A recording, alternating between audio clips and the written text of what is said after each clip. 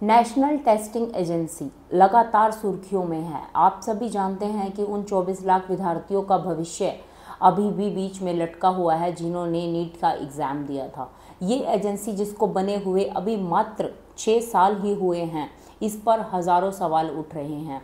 वो विद्यार्थी जो लगातार नीट की परीक्षा की तैयारी कर रहे थे, उन्हें 24 घंटे उन्होंने पढ़ाई की, उनके पास शायद 1 मिनट का समय अपनी फैमिली को देने के लिए भी नहीं था। आज वो सभी विद्यार्थी सड़कों पर हैं, उनके हाथों में बोर्ड है। वो कोई कार्यकर्ता या फिर कोई विरोध प्रदर्शन करने वाले लोग नहीं हैं, वो स्टूडेंट्स हैं। वो लगातार शिक्षा मंत्री से इस्तीफे की मांग कर रहे हैं। आइए इस वीडियो में जानते हैं कि एनटीए की पूरी कहानी क्या है और एनटीए कैसे काम करता है। NTA means national testing agency. इस एजेंसी की स्थापना 2017 में हुई थी। इसे विभिन्न डिपार्टमेंट्स में एडमिशन्स के लिए और फेलोशिप के लिए एग्ज़ाम लेने के लिए बनाया गया था। इसके अंदर 4 मेजर स्ट्रीम्स आते हैं, जिसमें से है medical, management, pharmacy and engineering.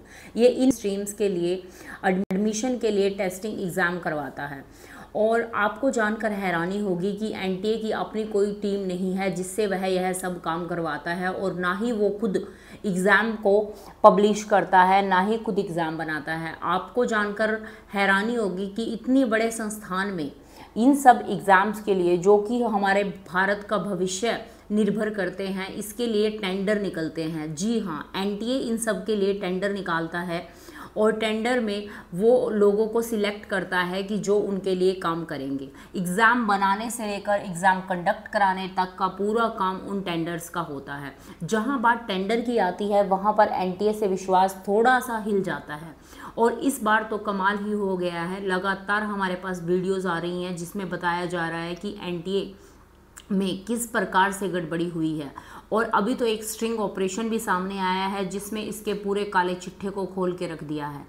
अब बात कर लेते हैं उन लोगों के बारे में जिसके ऊपर एनटीए ने ये पूरी जिम्मेवारी सौंपी है। सबसे पहले हमारे पास आते हैं जो इसके मुखिया हैं, प्रदीप जोशी।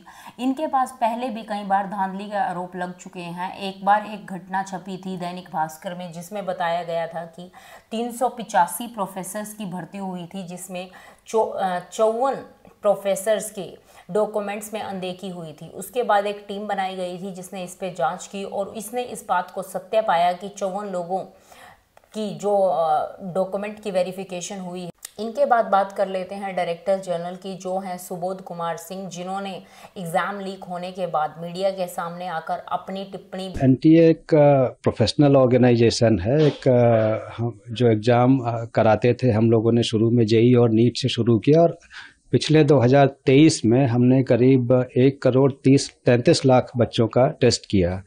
तो और इतने सारे एग्ज़ाम्स, एनटीए की जो एक इमेज बनी है because of professional nature of our approach, और हमको रिक्रूटमेंट एग्ज़ाम्स भी कई सारी मिनिस्ट्रीज हैं, honourable Supreme Court, honourable High Courts, उन लोगों ने भी दिए हैं because seeing the our track record.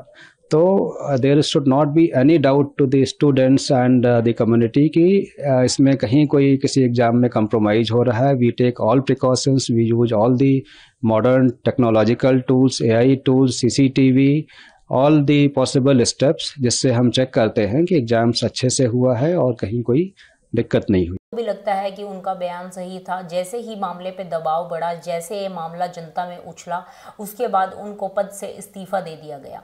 Situation इतनी खराब हो गई है कि शिक्षा मंत्री को सामने आना पड़ रहा है सफाई देने के लिए। मंत्री ने नीट के ऊपर अपना बयान दिया, आइए देखते हैं। आपको विश्वास दिलाना चाहता हूं, पुख्ता जानकारी आने पर दोषियों को कड़ी से कड़ी उनके ऊपर कार्रवाई की जाएगी। एनटीए हो या एनटीए में कोई भी बड़ा व्यक्ति हो, जो इसमें दोषी पाया जाएगा, इसके खिलाफ सख्त कार्रवाई की जाएगी। इस पूरे प्रकरण में सर्वोच्च प्राथमिकता विद्यार्थियों के भविष्य को दी जाएगी। मैं आपको यह भी सूचित करना चाहूंगा, सरकार एक हाई लेवल कमेटी गठन करने जा रही है जो इस बार प्रकरण में एनटीए के संबंध में, मैंने पहले भी कहा है, एनटीए के संबंध में कई विषय सामने लाया है। एनटीए की स्ट्रक्चर, एनटीए की फंक्शनिंग, एग्जामिनेशन प्रोसेस, ट्रांसपेरेंसी और डाटा सिक्योरिटी प्रोटोकॉल को और इंप्रूव करने के लिए उस उच्च स्तरीय कमेटी से रिकमेंडेशन अपेक्षित रहेगी।